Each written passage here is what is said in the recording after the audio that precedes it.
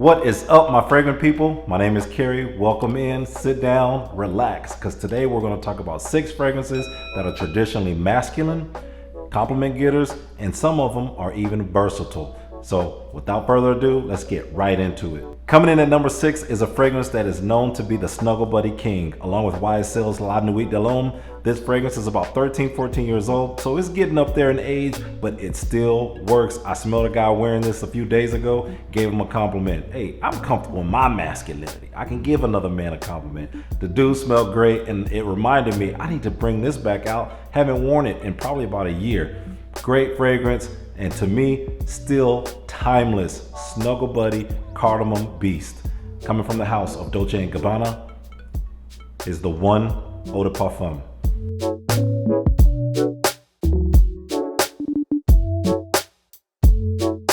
Ginger, grapefruit, cardamom, amber, and a small tinge of tobacco. This fragrance brings a lot of the masculine notes together for something that we all love.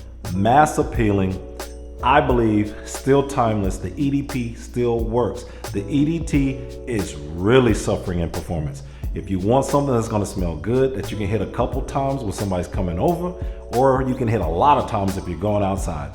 Performance has always been questioned on this. What I do is just take some Molecule 01, spray a couple times. Spray this on top of the Molecule 01. You have to overspray any type of Dolce & Gabbana in my book, but this one you really gotta overspray it.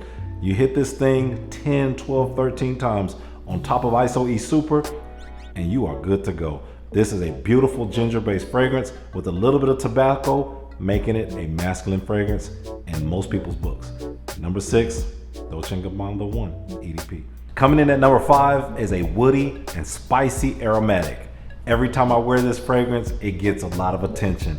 To me, it's simple, but it's listed to have a lot of notes on Fragrantica. I'm not even gonna pay attention to everything, and I'm gonna tell you what I get. But this one, coming from an automobile manufacturer, from the house of Mercedes-Benz, it's Intense Eau de Toilette.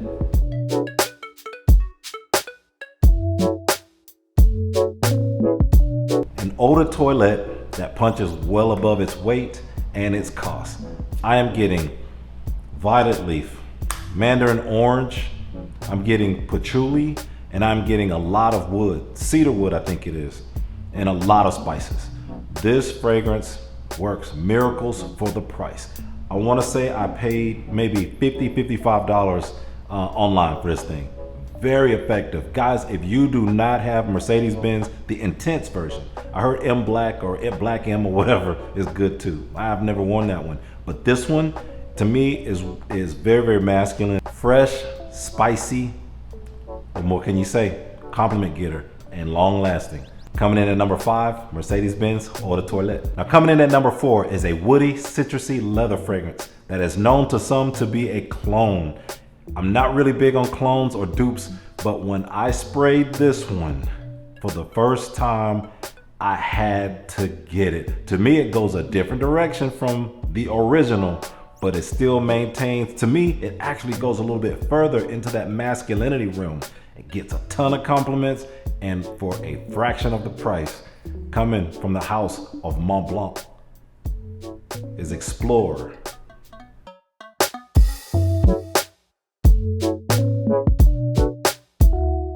Bergamot, pink pepper, leather, vetiver, woods.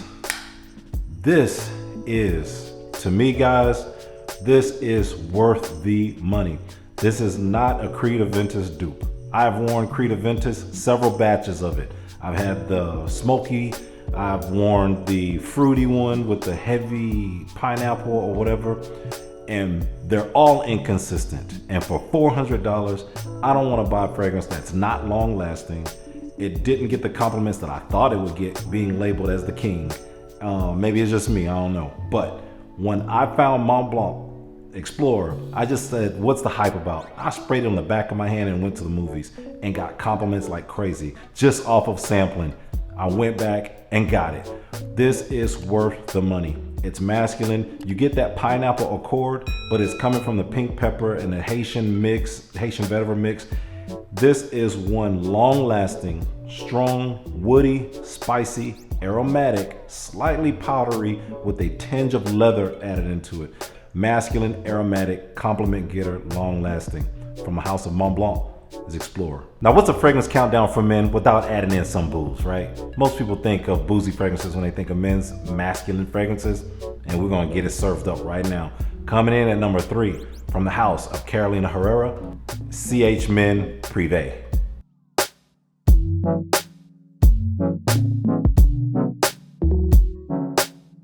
Warm and spicy, whiskey, grapefruit, cardamom, and leather, and some woods.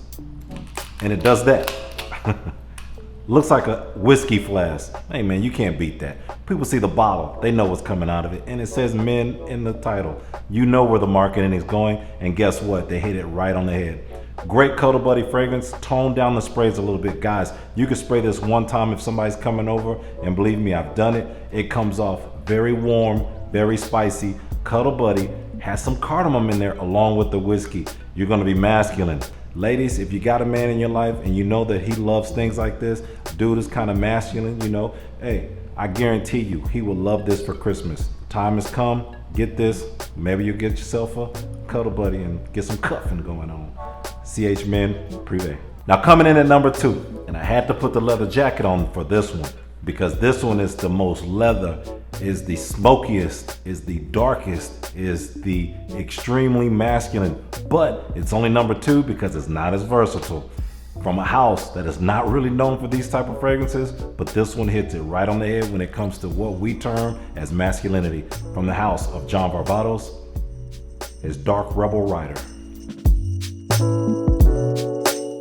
Bitter orange, black violet, Russian leather, cacao, vanilla, and more leather.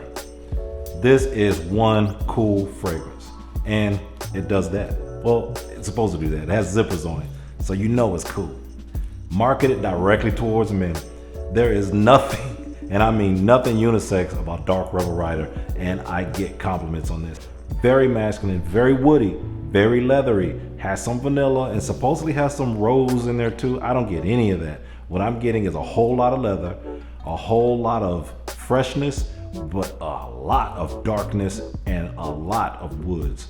This one is smoky, woodsy, leathery, very masculine, and very number 2. Coming in at a great, strong number 2 from John Barbados, Dark Rebel Rider. Now coming in at number 1 is a fragrance from a fragrance house that if you guys have followed any of my few videos that I've made so far, you know that I love. Known for their masculinity, but also great because they're known for their unisex fragrances and they make some great women's fragrances. But this one is all masculine, all men, and the most versatile in this countdown. Coming from the house of Tom Ford is Grey Vetiver Eau de Parfum.